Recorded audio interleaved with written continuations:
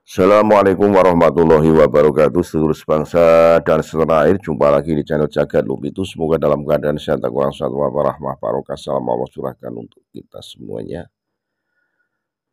Ibu Irma Suryani, politisi Partai Nasdem, yang kala itu pernah mengomentari antara kesenjangan kehidupan mereka yang disebutnya Bani Palwi di Indonesia sehingga saat ini terkait dengan demo 411 di Jakarta. Notabene beliau menyarankan adalah untuk menghilangkan rasa kebencian para mereka-mereka yang sakit hati, para mereka-mereka yang menyulut provokator atas demo 411, terutama Habib Rizik yang notabene memberikan pesan tertulis dibacakan oleh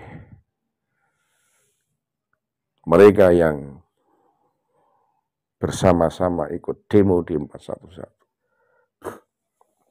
Tidak berpanjang lebar, mari kita simak bagaimana penuturan politisi Nasdem Ibu Irma Suryani. Sekali lagi lah mohon maaf, NKRI harga mati Nusantara milik kita. Assalamualaikum warahmatullahi wabarakatuh.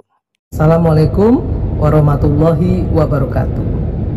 Bertemu kembali pemirsa di seluruh Indonesia dengan saya Irma Suryani. Pemirsa, masyarakat Indonesia, kini sudah saatnya saya speak up.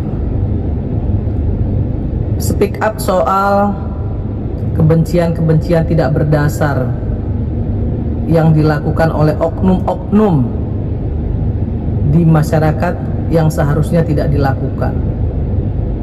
Kita ini adalah bangsa besar, bangsa pemaaf, bangsa yang ingin Indonesia ini bisa menjaga persatuan dan kesatuan bangsanya.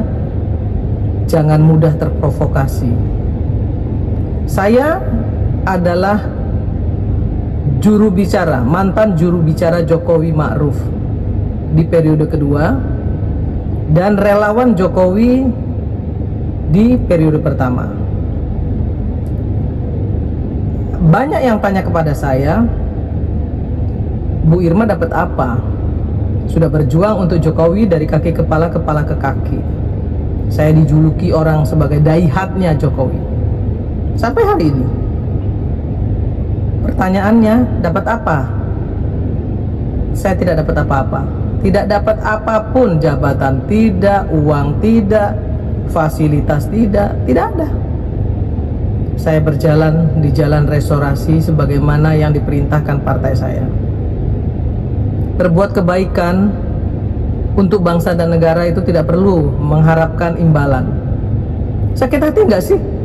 Kenapa relawan Prabowo semuanya dapat jabatan? Relawan Prabowo semuanya dihargai dengan jabatan-jabatan? Enggak. Saya nggak merasa sakit hati sama sekali. Kenapa?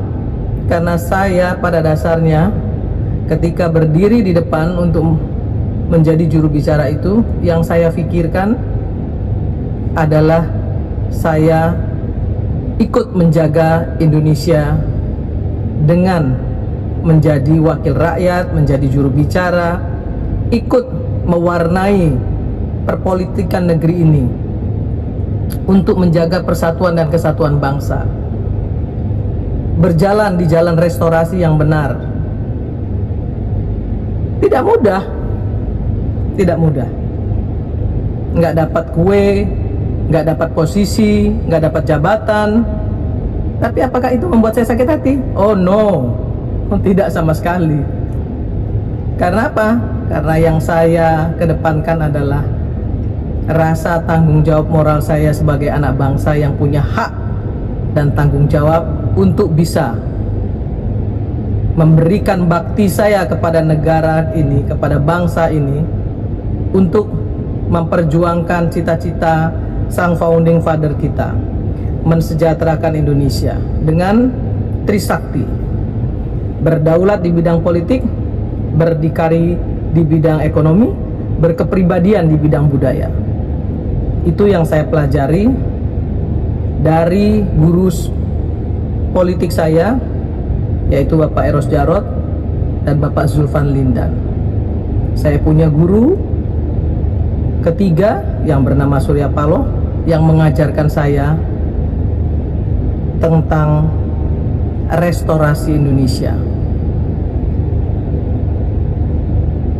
memutihkan yang abu-abu, menjernihkan yang hitam, ya, menghukum yang korup, kemudian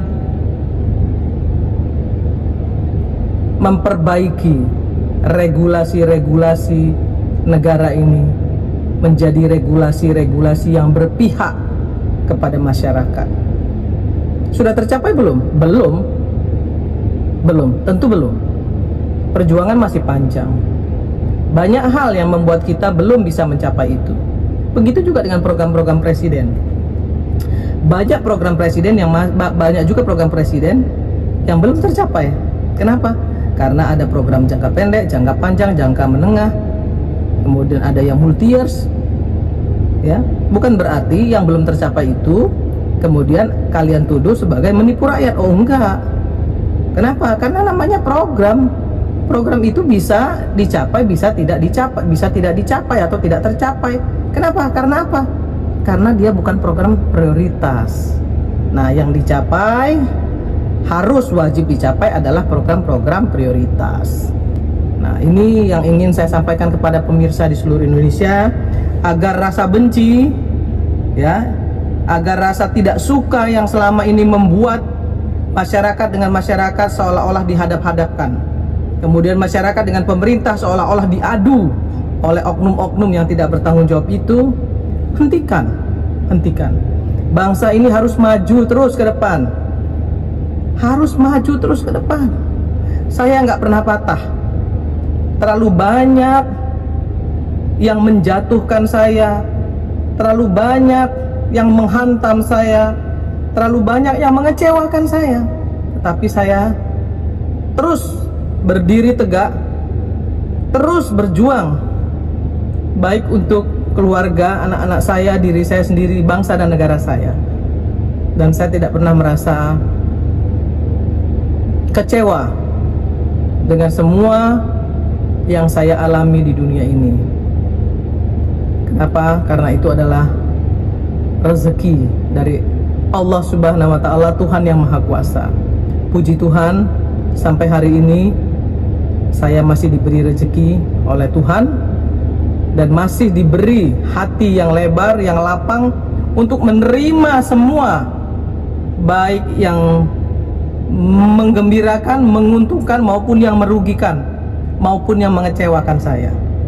Yuk kita senyum, hadapi semua dengan senyum, agar hidup kita menjadi lega, agar kita tidak merasa terbebani dengan hal-hal yang memang sebenarnya bukan beban kita.